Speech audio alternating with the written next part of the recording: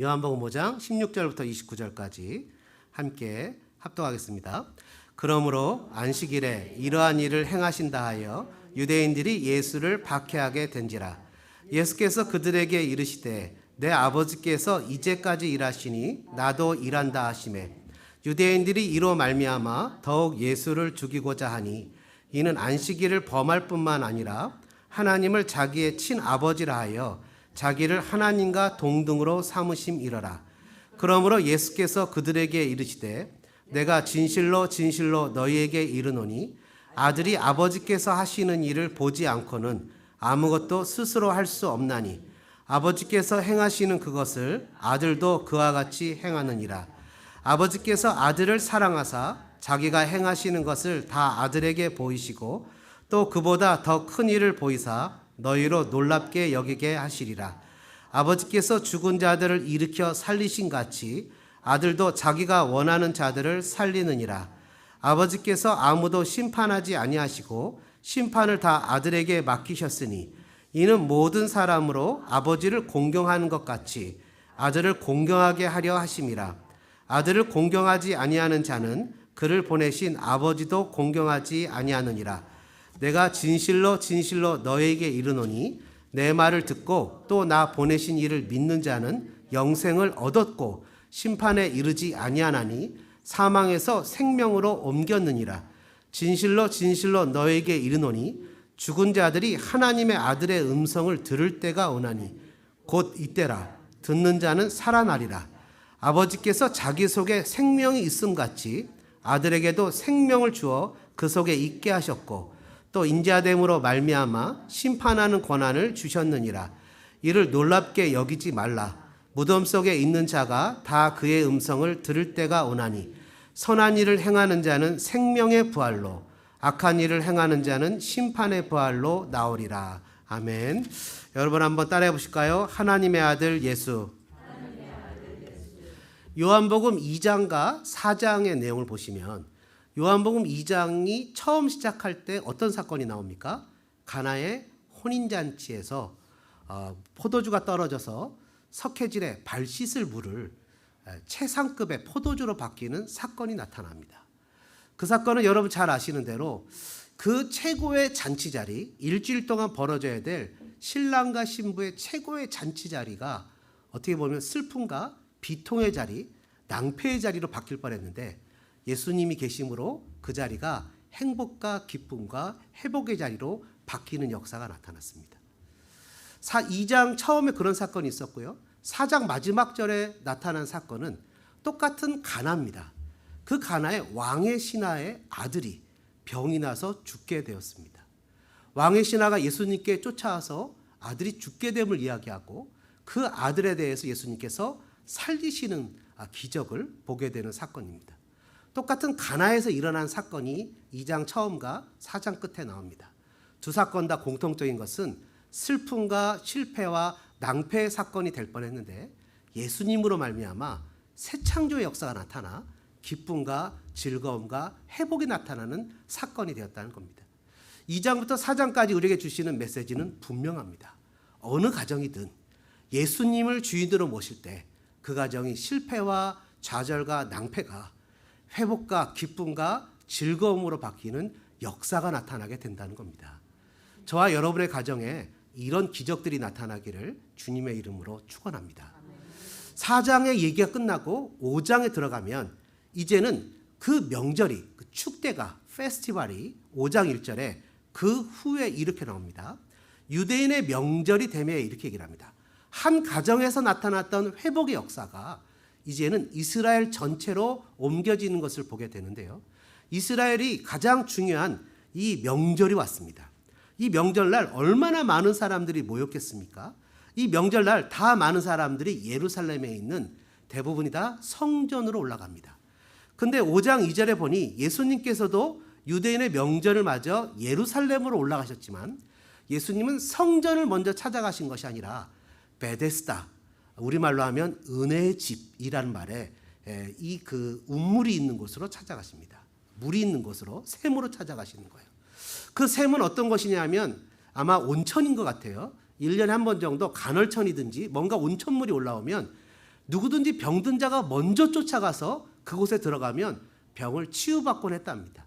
사람들이 해석이 안 되니 이것은 천사가 내려와서 물을 움직이면 동하게 하면 제일 먼저 들어가는 사람이 병을 낫게 된다. 이런 믿음, 미신이죠. 이 예루살렘 성전과 더불어 은혜의 집 베데스다에 이런 미신이 창궐하고 있었다는 거예요. 근데 이곳에서는 병든 자 5장 2절에 보니까 5장 3절에 보니까 많은 병자, 맹인, 다리 저는 사람, 혈기 많은 사람이 누워 있었다 이렇게 표현합니다. 평상시에는 이런 사람들이 이렇게 얘기했겠죠. 자기는 어디가 아파서 왔어? 자기 자녀들은 어떻게 됐어? 자기 여기가 너무 많이 아프구나. 얼마나 힘들어? 이렇게 서로를 위로하고 어쩌면 동정도 하고 내가 자기 위해서 내가 기도도 할게 이랬을지 모릅니다. 근데 문제는 우리 동할 때 경쟁 사회 속에서 가장 먼저 서로 도와주고 돌봤던 사람들이 짓밟고 먼저 들어가지 않으면 병을 고칠 수 없다는 미신에 사로잡혀서 어떻게든지 사람을 밀치고 그것으로 뛰어들어가 있어야만 됐다는 거죠. 이것이 어떻게 보면 은혜의 집이라고 일컫는 요즘의 교회를 풍자하고 있는 것이 아닌가라는 생각이 들어갑니다. 좋을 때는 위해 주기도 하고 또 좋을 때는 여러 가지 격려도 해주고 자기가 잘 되길 정말 바래 이러지만 막상 정말 그곳에서 무엇인가 은혜의 순간이 되어지고 뭔가 누리게 되는 순간이 되어질 때는 옆에 있는 사람을 밀치고 제끼고 먼저 뛰어 들어가는 이 시대에 어쩌면 그리스도인답지 못한 그리스도인들의 형편을 이야기하고 있는 것 같습니다. 근데 우리 예수님은 정말 멋지지 않습니까? 예수님은 예루살렘을 들어가셔서 처음 성전으로 가신 것이 아니라 이 베데스다로 가셔서 그것도 38년이나 된 사람에게 찾아가셨다는 거예요. 여러분 말이 38년이지 38년이면 어마어마하지 않습니까? 여러분 1년 2년도 길고 3년 4년도 깁니다. 팬데믹이 벌써 횟수로 3년이 되고 이제 3월 10 며칠 날 되면 만 3년이 되는데 지긋지긋합니다. 팬데믹 하면 저는 그냥 그래서 이제는 선포합니다. 이제 오미크론이 엔데믹이다. 믿음대로 될 줄 알면서 그냥 만나는 사람마다 막 얘기합니다. 이건 엔데믹이에요. 그리고 누가 얘기하면 오미크론이 우리한테 하나님의 선물입니다. 얘기합니다. 뭐 실은 아니면 말고지만 하나님의 선물인 줄 저는 믿습니다. 여하튼 그래서 선포하고 다니는데 3년도 힘든데 38년이라고요. 38년이라는 세월을 살았으니 얼마나 힘들겠습니까? 예수님이 그 사람에게 찾아가셨다는 거예요. 여러분 그 화려하고 멋진 성전이 아니라 38년 된 병자에게 예수님이 찾아가셨다는 건 우리에게 얼마나 소망이 되고 멋진 사건입니까? 근데 여러분 그 사람에게 찾아가셨을 때 예수님이 이렇게 물어보시는 거예요. 네가 낫고자 하느냐? 여러분 이 얼마나 멋진 말입니까? 사람들은요 누구나 할 것 없이 그 운물로 달려가야만 낫는 줄 알았어요. 1년에 딱 한 사람만 들어가면 낫는 줄 알았어요. 그러나 누구든지 그 예수님만 붙잡으면 1년 기다릴 필요 없어요. 바로 그 순간에 날 수 있는 거예요. 근데 그 예수님이 38년 된 병자에게 네가 낫고자 하느냐? 라고 얘기를 하시니 얼마나 이 축복된 말씀입니까? 그럼 아멘 제가 낫고 싶습니다 이렇게 얘기해야 되는데 그거를 20년 전? 아니 10년 전? 아니 5년 전에만 얘기하셨어도 내가 낫고자 합니다라고 얘기했을 텐데 38년이나 알았더니 이제는 소망도 없고 낫고 싶은 마음도 없고 이렇게 살다 죽는 것으로 아예 생각이 돼서 어제도 이렇게 살았고 오늘도 이렇게 살았고 내일도 이렇게 살 건데 뭐 그리고 무리 동안들 내가 거기 쫓아가서 누군가 넣어주는 사람도 없고 내가 갈 수도 없는데 뭐 그냥 이렇게 사니 예수님이 네가 낫고자 하느냐는 말이 오히려 나에게 어떤 소망과 희망을 주는 말이 아니라 조롱으로 들리기 시작한다는 거예요. 차라리 좋을 때는 그것이 소망이었지만 이제는 어떤 소망조차 없으니 이것이 비참하고 처참하게 어떤 낫고자 하는 열망조차 사라졌으니 이것이 그냥 조롱이 되는 거죠. 여러분 혹시 그런 얘기 들어보셨습니까? 사돈이 땅 사면 할렐루야 듀엣으로 나오시네요. 사돈이 땅을 사면 배가 아파요. 여러분 근데 왜 사돈이 땅을 사면 배가 아파요? 왜 배가 아프죠? 사돈이 땅을 사면 이렇게 박수 쳐줘야 될 일 아닙니까? 사돈이 땅을 사면 잘 됐다고 며느리든지 사위든지 그 내 자녀의 그 부모님이 그것을 얻은 것이니까 너무 잘 됐다고 그러면 나중에 그분 뭐 이렇게 우리 자녀들한테 떡고물이라도 있을 거 아니에요?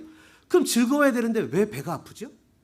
여러분 요즘에 그런 농담이에요. 손주 자랑하려면 얼마 내놓고 하라고요? 500원 내놓고 하래요. 500원. 여러분 손주 자랑하면 왜 500원 내놓고 해야 됩니까? 내가 손주가 없어서? 손주가 내놓으면 배가 아파서? 아니 그 집 손주가 천재라고 얘기를 하는데 그냥 3살 때 말을 다 띄고 기억리을 한다는데 그래서 어쩔 줄 모르는 할아버지 할머니 보면 그냥 박수 쳐주면 안 됩니까? 여러분 그게 그리스도인의 마음 아니겠습니까? 그렇잖아요. 여러분 제가 아는 여기 제가 특정 교회를 얘기 죄송하지만 애나임의 어떤 교회에 제가 잘 아는 목사님이 이제 겨울에 애들 수련회를 가야 되는데 목사님이 광고를 했대요. 여러분 이번 겨울에 우리 아이들이 수련회를 가는데 여러분의 도네이션으로 가고 싶습니다. 아이들이 수련회 갈 때 여러분 회비 안 내게끔 여러분 내는 도네이션 빼고 회비를 거둘 테니 도네이션을 내주세요 했더니 어떤 집은 우리는 애가 없으니까 우리는 애 한 명 것을 낼게요. 사돈이 땅을 사면 배가 안 아픈 거예요. 우리 애는 요번에 SAT 공부해야 돼서 못 가지만 우리가 다른 애들 걸 낼게요. 하면서 그 목사님이 뭐라 그러시냐면 돈이 남았대요. 옛날에 우리 유스그룹 소풍 갈 때 우리 장로님이나 어르신들이 100불도 주기도 하고 돈도 주기도 하고 또 여러분 얼마 전에 우리가 프레즈노 아울리치 할 때 가까운 여기 있는 교회는 우리 교회도 물론 권사님들이 다 해주셨지만 가까운 교회는 애들이 40명 50명 갔거든요. 40명 50명 갔는데 그 권사님들 여성교회가 새벽 1시 2시에 일어나고 애들 우리 선교사님들 간다고 도시락 싸주는 거예요. 왜요? 나 안 가는데? 나는 안 가고 우리 애는 못 가는데? 우리 애는 못 가는데 남이라도 잘 가라고 축복해 주는 거예요. 나는 이 일을 해서 비록 못 가지만 너희들 잘 갔다 오라고. 소풍을 가면 소풍 잘 갔다 오라고. 그리고 가서 재밌는 구경하면 재밌는 구경 잘 갔다 오라고. 이렇게 해주는 게 그리스도인의 마음 아닙니까? 오히려 내가 못 가니 말뚝에 호박에 말뚝 박고 불난 집에 부채질하고 누가 생각나십니까? 놀부가 생각나잖아요. 그걸 무슨 심보라 그래요? 놀부 심보라 그래요. 여러분 성경에 뭐라고 써 있어요? 예? 내가복음 5장 5절 놀부 심보를 버릴지니라. 여러분 놀부 심보를 버려야 되는 거죠. 성경에 38년 된 병자가 고침을 받았으면 뭐라고 얘기해야 될까요? 와 당신 얼마나 고생했어. 이런 기적을 경험하더니 너무 축하해. 너무 잘 됐어. 셀레브레이트해. 야 정말 멋진데? 이래야 되는데 누구야? 누가 안식일날 고쳤어? 도대체 안식일날 왜 고치는 거야? 그 전날도 금요일도 있고 주일날도 있는데 왜 하필 안식일날 고쳐? 도대체 누구야? 여러분 이게 무슨 심보예요? 이게 유대교 심보라는 거죠. 이 율법주의 심보라는 거예요. 여러분 이거 뭐라고 표현해요? 너무 잘 됐어. 나는 못 가지만 당신은 가. 여러분 이 누구라고 이름을 밝히지 않는 분이 저희 교회에서 몇몇 분들이 예루살렘을 가려니 목사님 같이 갑시다. 돈을 거둡시다. 해서 그분들이 돈을 걷는 분이 있는데 여러분 우리 교회 제가 누군지 압니다. 이 자리에 앉아 계세요. 가지 못하시는 분들이지만 같이 예루살렘 헌금을 하는 분이 이 자리에 앉아 계세요. 너무 놀랍지 않습니까? 저 누군지 알아요. 왜냐하면 봉투에 프린터에서 붙이시는 분이 누군지 알거든요. 그런 걸 보면서 야 이분들의 마음이 정말 정성스럽다. 최소한 그리스도인이라면 이런 마음이 좀 있어야 되는데 말뚝 호박 갖다가 말뚝 박어. 여러분 이게 그리스도의 마음. 물론 마음에 상처와 아픔은 있을 수 있어요. 나는 그렇게 못하니 너무 아플 수 있어요. 그러나 여러분 축복하는 자를 축복하고 저주하는 자를 저주한다는 하나님의 말씀을 가지면 우린 좀 바뀌어야 되지 않겠습니까? 우린 좀 생각이 바뀌고 개념이 바뀌고 내가 못해도 누군가가 좋은 일 있으면 박수 쳐줄 줄 아는 사람이 돼야 되지 않겠습니까? 요나가 니네가 망할 줄 알았어요. 3일 길을 하루만 걸으면서 너희들 망한다 했더니 짐승까지 물을 먹지 않고 회개를 했어요. 이렇게 딱 앉아서 망하나 안 망하나 봤는데 망하지 않고 하나님이 용서하니까 성질을 내서 죽을 정도까지 막 성질을 내는 거예요. 요나가. 그러니까 하나님 네가 왜 이렇게 성질을 내냐. 그러니까 내가 죽기까지 성질을 내도 내가 합당합니다. 근데 하나님 뭐라 그랬어요? 좌우를 분별하지 못한 아이가 10만 명이 있는데 10만 명입니까? 그것을 살리는 것이 마땅하지 않냐? 그것이 아버지의 마음이 아니냐는 얘기죠. 그것이 그리스도인의 마음이잖아요. 그죠? 여러분 옆에 교회가 땅을 사면 우리가 배가 아파야 됩니까? 순간 아플 수는 있어요. 순간 아픈 것이 인간의 마음일 수 있어요. 그러나 이겨야죠. 그죠? 거기에 마음을 빼앗기면 안 되는 거죠. 거기에 마음을 뺏기면 이겨야 되죠. 박수를 쳐줘야 되죠. 잘 됐어요. 축하해요. 그런 마음을 가져야 이제 그리스도인의 마음이죠. 안 되니까 어떻게 해요? 혈압이 떨어지질 않아요. 당뇨가 낫질 않아요. 혈압약을 센 걸 써도 안 돼요. 왜요? 놀부심보를 고치지 못하니 이게 다 마음의 병이거든요. 그러니까 맨날 하는 얘기가 뭐라고 표현하냐면 하나님 나의 병을 고쳐주세요라고 기도하지 않고 대부분의 혈압 오르는 남자분들은 뭐라고 기도합니까? 주님 제 아내를 바꿔주세요. 그래야 혈압이 내려간다는 거예요. 그래야 혈압이 내려간다는 거예요. 왜 잠번치에 사람이 맛이 가거든요. 그런데 기가 막힌 사건이죠.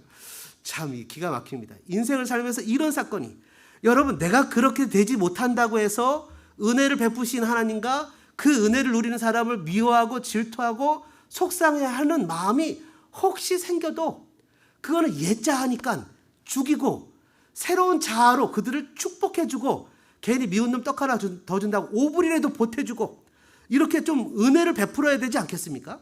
예수님께서 38년 된 병자에게 네가 낫고자 하느냐? 네, 낫기를 원합니다 라고 하는데, 주님 물이 움직일 때 나를 못에 넣어주는 사람이 없어. 내가 가는 동안에 다른 사람이 먼저 내려갑니다. 여러분 1년에 한 번 물이 통할 때 쫓아가기로 해서 발에서 온 신경이 거기에만 곤두서 있는 거예요. 내가 이것을 해야만, 내가 이것을 이뤄야만, 우리 아이가 이것을 성공을 해야만 출세하고 성공한다고 잡혀 있는데, 생각이 함몰되어 있는데, 실상은 예수님 잡으면 해결되는데 그걸 놓치고 베데스다 연못만 생각하고 있는 거예요. 예수님께서 뭐라고 표현하십니까? 전혀 지식도 없고 심지어 예수님이 누군지조차 모르는 사람에게 이렇게 얘기를 하시죠. 내 자리를 들고 걸어가라. 할렐루야. 38년 만에 일어난 거예요. 얼마나 이게 기가 막힌 사건입니까? 이런 사건이 일어나면 박수 쳐줘야죠. 유대인들이 누구야?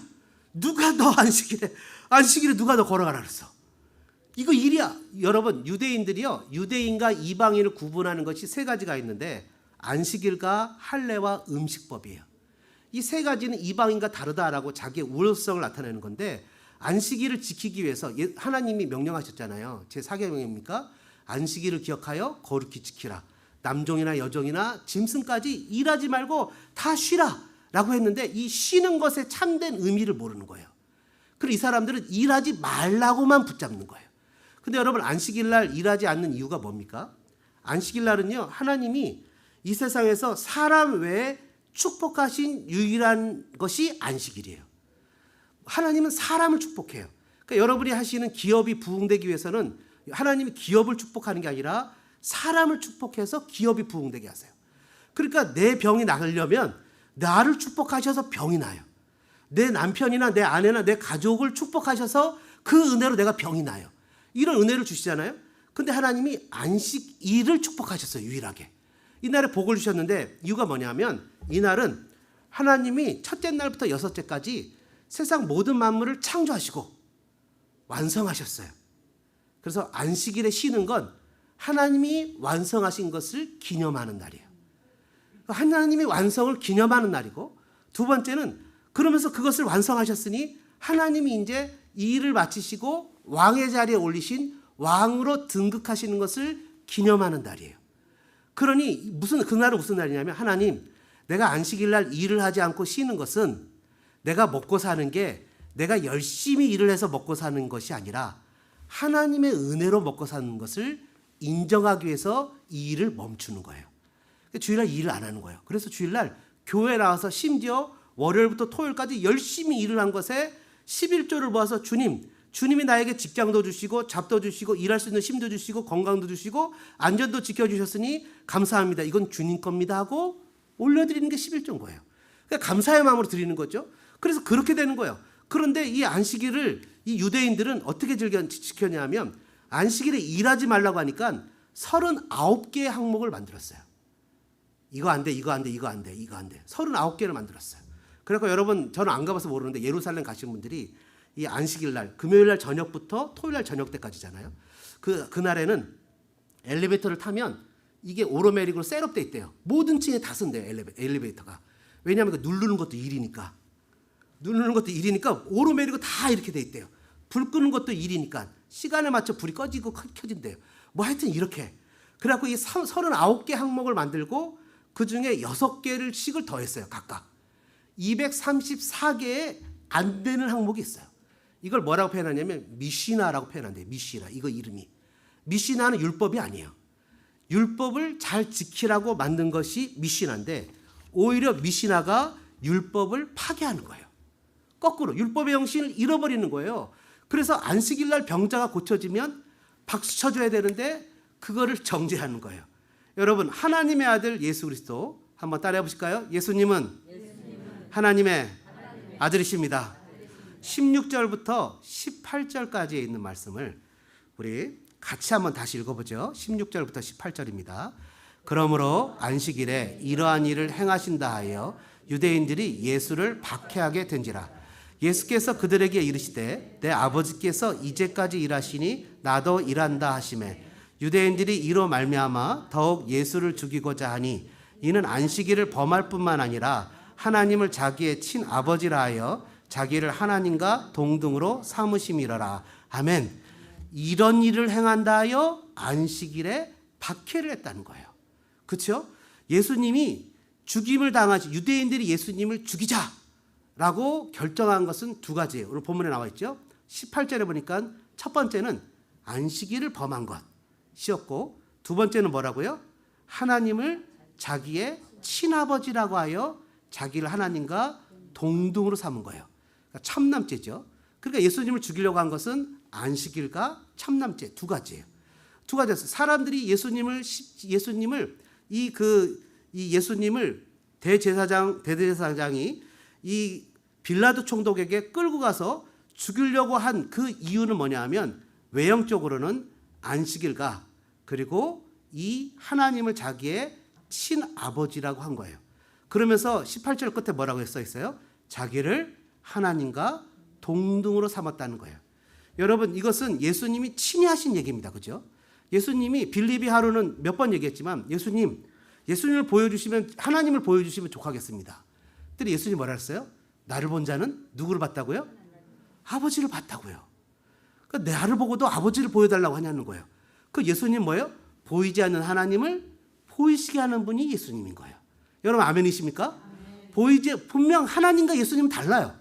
하나님이 먼저 계셨고 예수님은 하나님으로부터 나왔어요. 나은 것은 아니에요. 그래서 구약 성경에 보면 천사들도 그리고 우리 믿는 사람들도 하나님의 아들, 자녀들이라고 표현해요. 근데 그 자녀들과 우리는 달라요. 왜 달라요? 우리는 하나님이 창조하셨지만 예수님은 요한복음에 나와 있죠. 독생자여 스스로 생겨나신 분이에요. 스스로 계신 분이에요. 하나님이세요. 그래서 하나님과 예수님은 동등하세요. 하나님도 100% 하나님이고 예수님도 100% 하나님이에요. 잘 이해가 안 되는데요. 이건 그냥 믿는 거예요. 믿으면 이해가 되는 거예요. 그래서 100% 하나님이에요. 이 증언은 성경 곳곳에서 나와요. 세례 요한이 이렇게 얘기를 해요. 내가 세례를 줄 때 성령이 비둘기처럼 내려오면 그분이 하나님의 아들이시라고 예언을 받았다고 얘기를 해요. 그렇죠? 요한복음에 나오죠. 그리고 또 뭐라고 표현하냐면 예수님에게 세례를 줬더니 하늘이 열리고 하늘에서 소리가 있어요.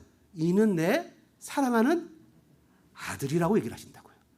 여러분 또 변화산에서 예수님이 영광의 몸체로 모세와 엘리야 함께 변하니까 하늘이 열리고 이는 내 사랑하는 아들이니 너희는 저의 말을 들으라고 하신다고요.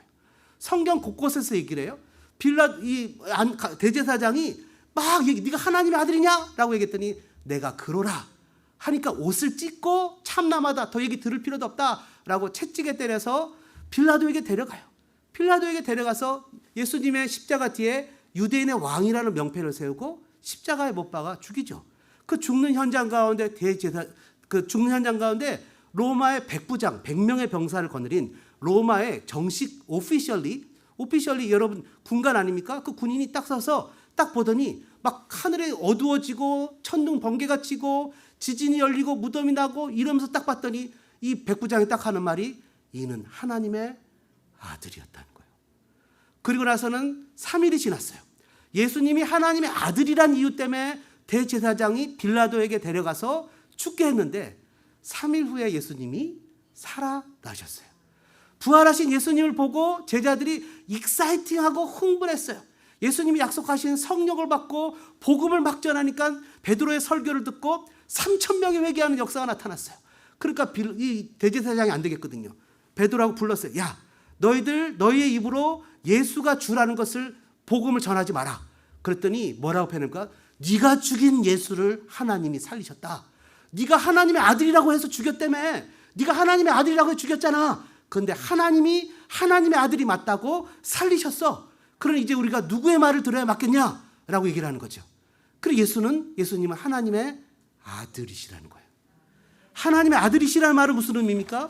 그분이 하나님이라는 거예요. 마태, 마가, 누가, 요한, 바울 서신에서 예수님의 하나님의 아들이라는 것을 분명하게 얘기를 하고 있어요.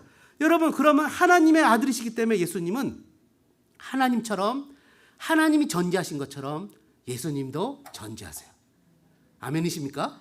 하나님이 무소부재하신 것처럼 예수님도 무소부재하세요. 이게 영어권을 위해서 무소부재하고 전지를 설명해야 되는군요. 전지는 모든 것을 다 알고 계세요. 무소부재는 안 계신 곳이 없어요. 옛날에 어렸을 적에 제가 주일학교 교사했을 때 제가 가르쳤던 아이가 저한테 물어봤어요. 선생님, 우리가 지금 여기서 예수님 계시는데 미국에도 예수님 계세요? 이렇게 얘기를 하는 거예요. 그때부터 제가 목사 될 기질이 있었어요. 왜냐하면 이 스페이스를 누가 창조했냐, 공간을. 예수님이 창조하셨잖아. 그러면 예수님이 공간의 제약을 받겠냐, 안 받겠냐? 안 받는다는 거예요. 지금 생각해도 너무 훌륭한 교사였던 것 같아. 옛날에 어쩔 적에. 그래갖고 그 아이한테 그렇게 가르쳤어요. 예수님이 공간의 제약을 받지 않으세요. 그러면 하나님이 하시는 일을 예수님도 하시나요? 하십니다. 하나님과 예수님이 동일하게 하시는 일이 무엇입니까? 여러분, 어떻게 하셨어요? 일부 예배 나오셨어요? 이 집사님은 속일 수가 없어요. 21절 같이 한번 읽겠습니다. 21절 같이 읽겠습니다. 아버지께서 죽은 자들을 일으켜 살리신 같이 아들도 자기가 원하는 자들을 살리느니라. 아멘. 아버지도 살리고 아들도 살려요. 한번 따라해 보실까요? 아버지도 살리고 아들도 살려요. 아멘이십니까? 여러분, 하나님은 살리는 일을 하신다고요. 요한복음 3장 17절에 보니까 하나님께서 아들을 보내신 것은 심판하려 하심이 아니고 구원하려고 하심이라고 써 있어요. 구원해서 정죄해서 어떻게든 아프게 해서 힘들게 해서 꼬투리를 잡아서 핑계를 가지고 용서해 주지 않고 끝까지 몰아붙여서 코너에 몰려고 하는 것이 아니라 그냥 어떻게든 용서해 주고 싶은 거예요. 어떻게든. 여러분, 요셉을 보십시오. 요셉의 형들이 팔았잖아요. 그리고 나서 요셉이 바로 보자마자 형들인 줄 알았어요. 형들을 몰랐어요. 요셉이 얼마나 재밌었겠어요. 고생을 뒤지게 시킬 수 있어요. 심지어 죽일 수도 있어요. 근데 요셉의 이야기를 계속 들어보세요. 어떻게든지 형들을 용서하고 싶은 건덕지를 찾으려고 끊임없이 질문을 해요. 그리고 나서는 나중에 형들이 그냥 우리를 죽이지 말라고 했더니 뭐라 그래요? 당신들은 나를 죽이려 했으나 하나님께서 바꾸사 오늘날 만인의 생명을 구원하도록 하셨다고. 뭐라고요? 나를 통해서 생명을 살리는 일을 하셨다고요. 여러분, 한국에서 여러분 어떤 분들은 40년, 50년, 어떤 분은 10년, 여기 오셔서 어떤 분들은 아직까지 신분이 해결이 안 됐고 어떤 분은 영주권자, 어떤 분은 시민권자, 뭐 다 이렇게. 심지어 여기는 국제 결혼하신 분도 계세요. 아직까지도. 어떤 분은 미국 분이다, 어떤 분은 한국 분도 계시고 뭐 별의별 분이 다 계세요. 여하튼 그거하고 상관없이 하나님 우리를 이곳에 보내신 목적이 뭐예요? 누군가를 살리게 하기 위해서 보냈다는 거예요.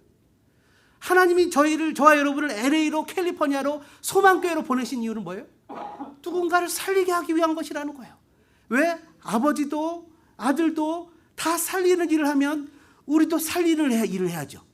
요셉이 고백했잖아요. 하나님이 나를 생명 살리는 일에 사용하셨다고. 그럼 저와 여러분이 생명 살리는 일에 써야 되잖아요. 여러분의 자녀를 살려야 되잖아요. 그죠?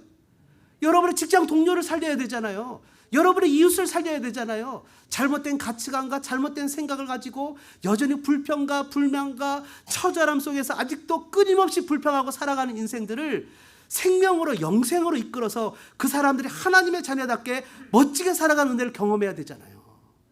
제가 농담 삼아 하는 얘기가 그거 아닙니까? 옛날에 우리 교회가 라크라 센터 있을 때 여기 뭐 데니엘 집사님도 계시고 수빈이가 요만했을 때 이제 주일학교 처음으로 시작했는데 주일학교 1호 신자예요. 1호 신자. 시집 잘 갈 줄로 믿습니다. 1호 신자예요. 1호 신자. 그래갖고 라크라 센터에 있는 아이들은요, 우리하고 좀 달라요. 그 유스 아이들은 겨울에 이 스키 타러 데려가지 않으면 지들끼리 돈을 모아서 스키를 타러 가요. 근데 이 LA에 있는 아이들은요, 저희들이 억지로 해서 데리고 가도 그 앞에 가도 안 타요. 심지어 돈을 대줘도 안 탄대요. 그냥 핸드폰하고 가십하고 이런 거 너무 좋아하는데, 물론 사람마다 성향이 좀 다르겠죠. 이게 왜 그런가라고 고민했어요. 이게 문화적인 차이가 있어요. 그것과 이것의 문화적인 차이가 있어요. 부모님들이 LA 부모님들은 사는 게 너무 바빠요. 그리고 대부분 다 아파트에서 살아요. 주택과 아파트는 환경이 너무 달라요. 제가 옛날에 캔사스에서 담임 전도사 할 때 주택에 살았거든요. 30년 전에. 그래서 30년 전에 살아봐서 알아요. 그 분위기가 달라요. 어떤 집사님도 그래요. 아파트 사는 거와 다르다고 그러세요. 월세로 살지만. 내용이 달라요. 아이들이 살아가는 주거 환경과 문화가 달라요. 저 높은 산에 올라가서 저희는 무릎이 안 좋아서 하지 못하지만 너희들이라도 어렸을 적에 하나님 만드신 이 원대한 자연 속에서 스키 타고 내려오면서 저 빅베어 레이크도 좀 보고 마음을 활짝 열고 호연지기를 좀 키우면서 이 시대를 정말 멋지게 한번 살아봐라. 한인타운에 있으면서 아이들이 UCLA도 가고 USC도 가는데 왜 다운타운에 취직하고, 그게 나쁘다는 거 아닙니다. 왜 한인타운에 취직해서 그냥 여기서 갓 이민 오신 분들하고 똑같이 월급을 받냐고요. 제가 몇 번 그 얘기를 하는데 좀 너희는 나가라. 나가서 진출해서 이 한인타운에 있는 후배들을 해서 소망교회 헌금도 좀 하고 11조도 좀 보내오고 해서 아이들은 좀 키우고 좀 시야도 넓히고 뭔가 이렇게 원대한 꿈을 키울 수 있는 내 살아가는 삶의 한계와 내 삶에 살아가는 이런 그런 어떤 그것의 리밋에 함몰되어서 살아가지 말고 세상은 넓고 할 일은 많은데 그 가운데서 좀 멋지게 크는 그런 사람들이 돼야 되지 않겠냐. 여러분 이런 것을 아이들이 가르치는 거죠. 이런 것을 자꾸 알려주는 거예요. 그래서 여러분 예수님께서 우리에게 이렇게 보내신 것은 살리는 일을 하라고 보냈다는 거예요. 생각이 바뀌어야 되고 언어가 바뀌어야 되고 살아가는 모양이 바뀌어야 됩니다. 예수님도 살려주시는 분이잖아요. 오늘 3장 36절에도 아들을 믿는 자에게는 뭐가 있어요? 영생이 있다고 얘기를 합니다. 영생이. 38년 된 병자에게 예수님에서 고침을 받습니다. 그리고 자신을 안식일에 고치신 분이 예수님이라는 것을 몰라요. 근데 예수님이 그 사람을 찾아가요. 그리고 다시 더 중하게 되지 않게 해서 죄 짓지 말라고 얘기를 해주세요. 근데 이 사람이 예수님을 안식일에 자기를 고쳤다고 고발을 해요. 기가 막히죠? 여러분 24절 한번 보시겠습니까? 24절 같이 한번 다시 읽어보죠. 내가 진실로 너에게 이르노니 내 말을 듣고 나 보내신 이를 믿는 자는 영생을 얻었고 심판에 이르지 않았니 사망에서 생명으로 옮겼느니라. 아멘. 영생은요 2가지 은혜를 우리에게 줘요. 첫 번째는 심판에서 면하게 되고요. 두 번째는 사망의 영향력에서 벗어나 생명으로 들어가요. 사망의 영향력이 뭡니까? 사망의 영향력은 미움, 시기, 다툼, 좌절, 공포, 두려움, 어떤 이렇게 표현하기 좀 어렵지만 과거에 제가 그랬으니까 밴댕이 소가지 이런 것들 속에서 함몰돼서 사망은 벗어나지 못해서 끊임없이 내가 함몰돼 가는데 생명은 그거를 팍 박차고 일어나서 기쁨, 소망, 용서, 환희, 미래에 대한 소망, 어떻게든 주님의 마음으로 주님의 뜻을 따라서 살리려고 하는 마음들이 일어나게 된다는 거죠. 하나님의 아들 예수. 두 번째는요, 한번 따라해 보실까요? 믿고 듣는 자는 영생이 있다는 겁니다. 여러분 뭐가 바뀌어야 됩니까? 생각이 바뀌어야 됩니다. 로마서 8장에 보면 예수를 믿는 사람들이 처음으로 딱 바뀌는 게 환경은 그대로예요. 여전히 환경은 똑같아요. 혈압을 올리게 하는 그 사람도 여전히 존재하고 계시고 여전히 수많은 사람들이 옆에 있어요. 그럼에도 불구하고 바뀌는 게 뭐예요? 네, 생각이 바뀌기 시작해요. 그전에 부정적으로 보던 거, 안 된다고 생각했던 거, 그런 모든 것들, 내가 나이가 많아서 틀렸어, 나는 이미 늦었어, 그냥 이렇게 살다 가는 거지 했던 38년 된 병자에게 있어서 삶의 목적과 수단과 방법과 이런 모든 것들이 다 바뀌기 시작한다는 거예요. 저는 여러분들의 생각이 주님께 바뀌는 역사가 나타나기를 주님의 이름으로 축복합니다. 여러분 어떤 분들은 그래요. 정말 예수님을 만나고 싶다는 거예요. 정말 예수님을 알고 싶다는 거예요. 정말 예수님을 만나고 싶은데 어떻게 해야 예수님을 만날 수 있냐는 거예요. 예수님을 맡아야 새 창조가 역사가 나타나고 예수님이 가셔야 가나의 혼인잔치에 포도주로 바뀌고 38년 된 병자가 바뀐 것처럼 어떻게 예수님을 만나야 된다는 거예요. 여러분 공통적인 특징이 있습니다. 예수님이 그 자리에 계셨다는 거예요. 예수님은 그 자리에 이미 계셨다는 거예요. 근데 예수님을 만나는 방법은 너무나 단순합니다. 첫 번째, 예수님은 뭐라 했어요? 아버지께서는 영과 진리로 예배하는 자들을 찾으시느니라. 이미 우리가 일상의 삶의 현장에서 드리는 이 예배를 통해서 주님을 만날 수 있어요.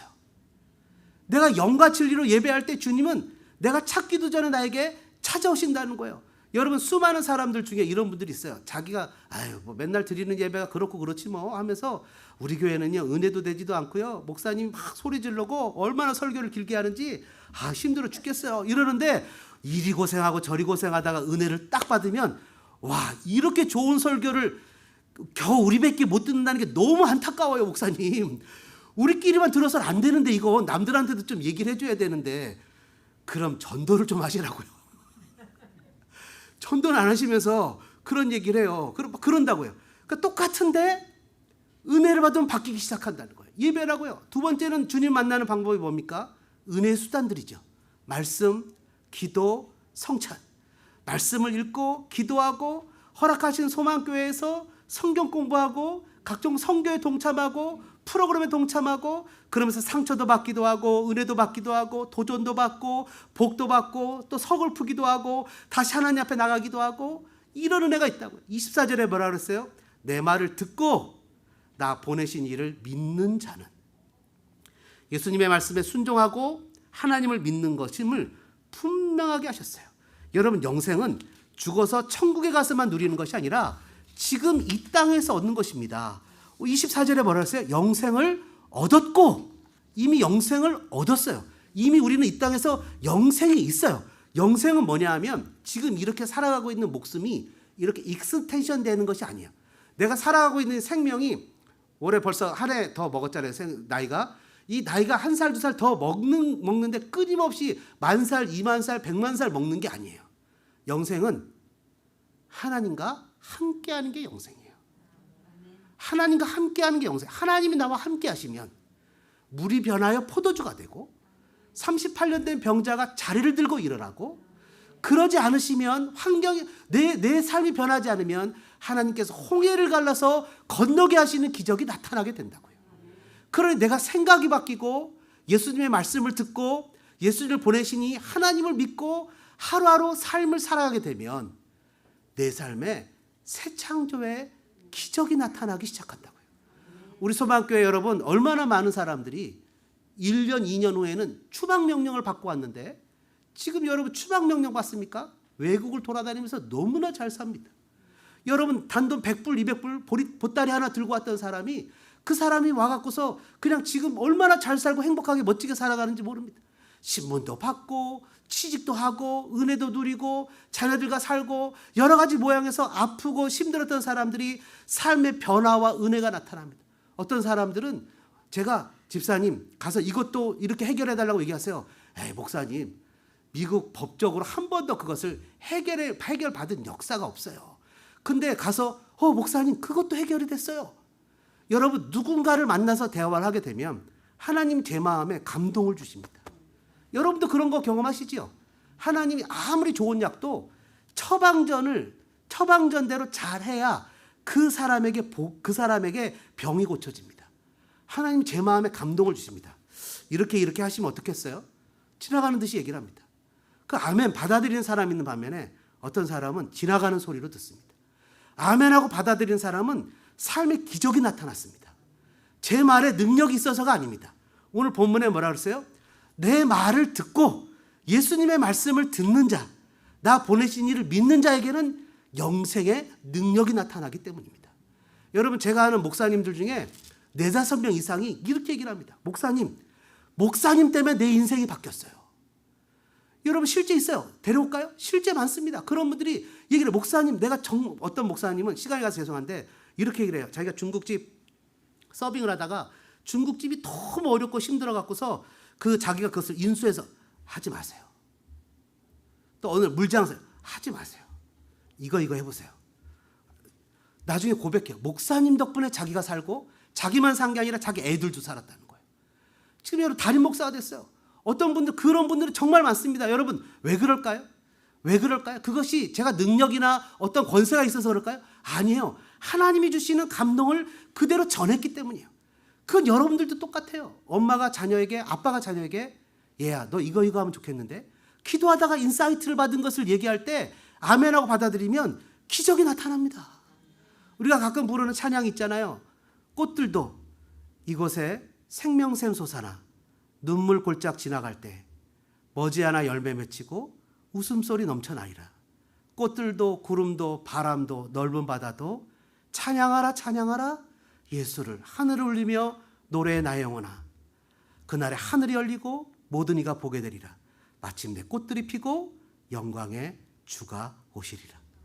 저는 여러분의 삶에 이런 기적이 나타나기를 주님의 이름으로 축복합니다. 영생은 기적을 나타내는 겁니다. 여러분의 삶에 기적이 나타나기를 주님의 이름으로 축복합니다. 함께 기도하겠습니다. 이 시간에 기도할 때 하나님 나의 삶에 영생의 능력이 나타나기를 원합니다.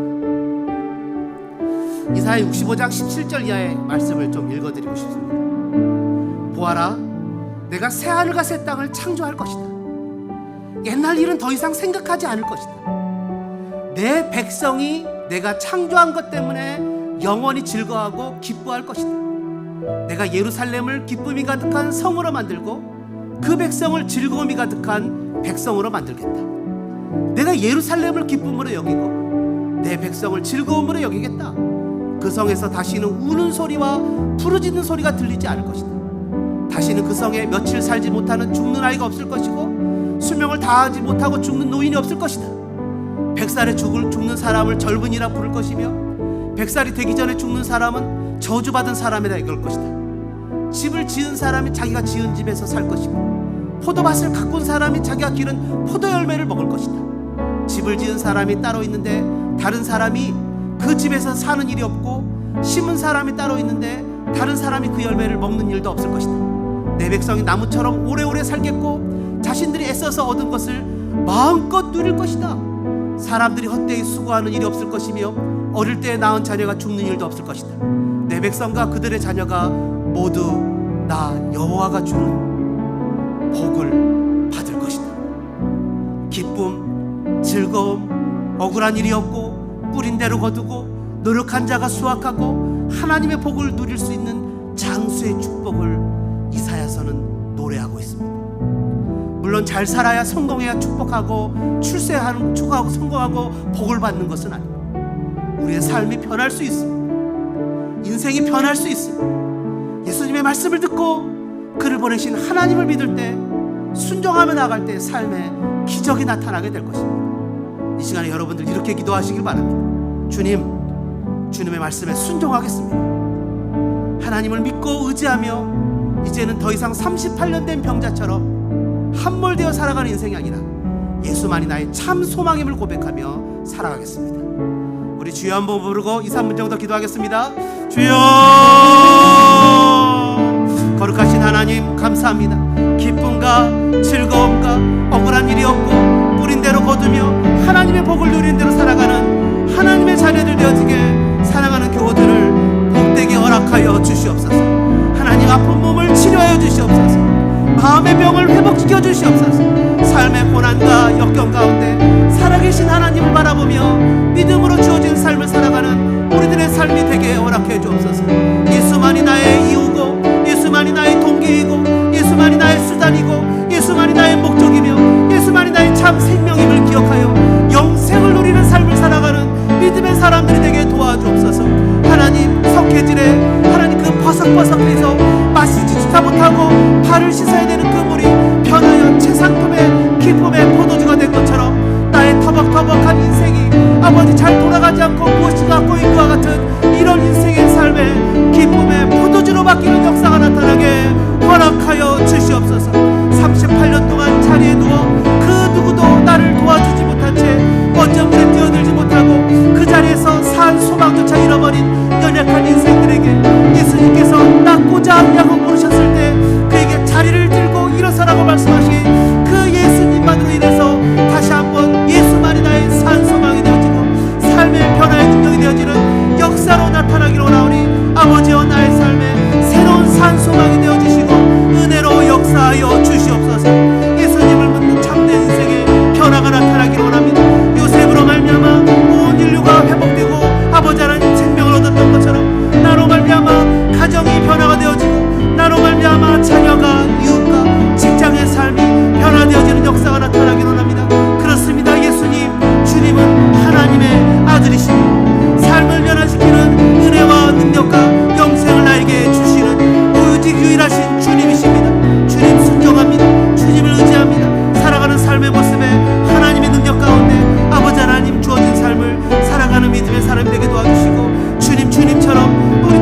살아가는 사람이 되어지기를 원합니다. 주님처럼 살리는 사람이 되어지기를 원합니다. 아버지 하나님, 사돈이 땅을 사면 배가 아프고 아버지 손주 자랑을 하면 배가 아픈 이 안타까운 시대에 우리는 하나님 그렇게 누군가 무엇인가를 자랑하면 박수를 쳐주고 오히려 축복해주고 너무 잘 된다고, 너무 귀하다고, 너무 그런데 어떻게 그런 일이 있냐고, 나는 함께 참여하지 못해 안타깝지만 당신은 하나님이 주신 아름다운 것들을 마음껏 누리며 축복된 삶을 살라고 이렇게 축복할 때 하나님이 그 사람에게도 축복을 내려주시고, 지금은 하나님 힘들고 어려운 삶을 살아가지만 그 착한 마음 주님 받으셔서 그의 삶도 묶였던 것, 다쳤던 것 풀어주시는 기적을 경험하는 역사들이, 그래서 축복의 서큘레이션, 축복의 순환이 나타나는 아름다운 소망교회가 되어지게 도우시고 역사해 주시옵소서. 예수 하나님의 공의